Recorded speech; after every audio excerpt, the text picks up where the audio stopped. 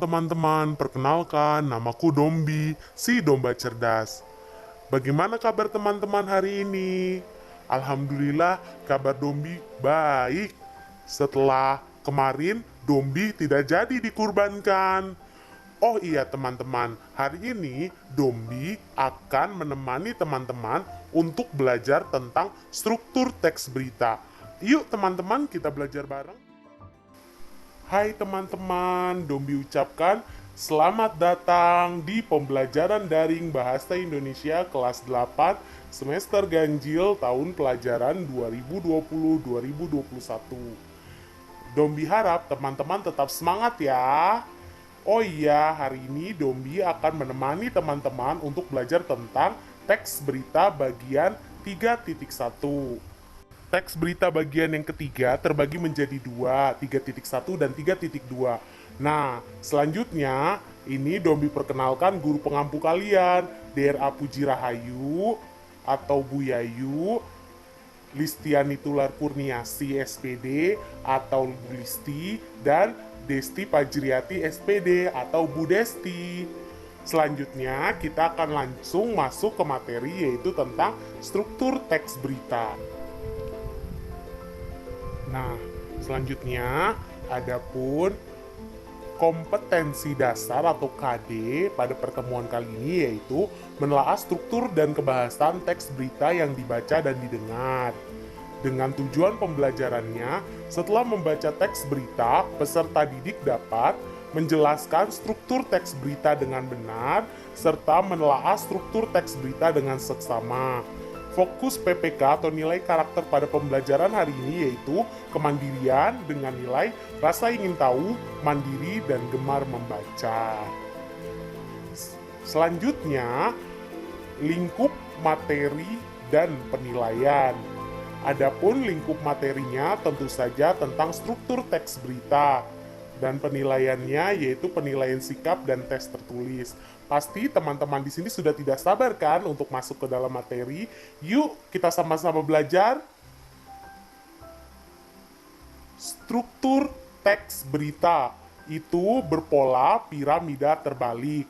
Adapun struktur secara intinya terdiri menjadi 3 bagian. Ada yang namanya kepala atau teras berita atau disebut juga lead, tubuh berita atau body, serta ekor berita. Nah, teman-teman, ini selanjutnya tentang penjelasan struktur teks berita secara keseluruhan. Pada dasarnya ada 7, yaitu judul atau headline adalah gambaran topik berita, deadline, tanggal terbitnya berita, byline, penulis berita, flashline, tempat penerbit berita. Berikutnya secara konten atau isi berita berbentuk piramida terbalik seperti yang tadi Dombi sebutkan. Ada kepala atau teras berita atau lead merupakan bagian awal teks berita yang memuat informasi atau fakta paling penting dari keseluruhan isi berita. Biasanya memuat unsur berita apa, siapa, di mana, dan kapan. Teras berita dibuat untuk menarik perhatian pembaca dan membuka alur berita. Bagian ini ditulis dengan bahasa yang ringkas, padat, dan jelas, serta tidak lebih dari 3 kalimat sebaiknya. Terus selanjutnya bagian tubuh berita atau body merupakan bagian tengah teks berita yang berisi tentang keseluruhan isi berita atau penjabaran lebih lanjut dari teras berita. Unsur atau pokok berita mengapa dan bagaimana biasanya ada di bagian ini. Berikutnya ekor berita merupakan bagian akhir teks berita yang berisi tentang informasi tambahan dan tidak berkaitan langsung dengan isi berita. Ekor berita bersifat opsional, boleh ada atau tidak ada dalam teks berita. Selanjutnya, ini merupakan contoh teks berita yang sudah dianalisis strukturnya. Yang pertama ada headline atau judul berita, mahasiswa gelar aksi 121 tolak kebijakan pemerintah yang beratkan rakyat. Nah, selanjutnya ada deadline, yaitu Senin 9 Januari 2017. Ada byline, si penulis berita, yaitu Pak Teguh, dan ada flashline, tempat penerbit berita, seperti yang kita tahu kalau koran Republik itu adanya di Jakarta. Nah, selanjutnya kita akan analisis struktur berita berdasarkan konten atau isinya, yaitu ada lead. Pada bagian ini terdapat unsur apa, siapa, kapan, dan di mana. Bisa kita lihat di situ ada unsur kapan, yaitu 12 Januari 2017, di mananya di depan istana, apanya aksi bela rakyat, serta siapanya sejumlah mahasiswa Jabodetabek. Itu lead karena gambaran umum berita. Selanjutnya body. Pada bagian ini, keseluruhan isi berita dijabarkan, atau bagian ini juga merupakan penjabaran lanjut dari lead atau teras berita. Body biasanya meliputi unsur mengapa dan bagaimana.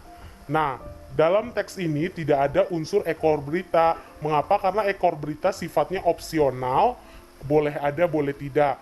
Dalam teks berita ini, kita bisa saja meletakkan ekor berita yang tidak berkaitan langsung dengan isi berita, misalnya menuliskan tentang gelar aksi mahasiswa lainnya.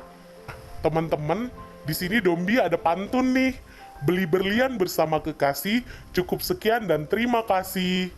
Wah, ternyata ada Boa, si kawan Dombi. Hai Dombi.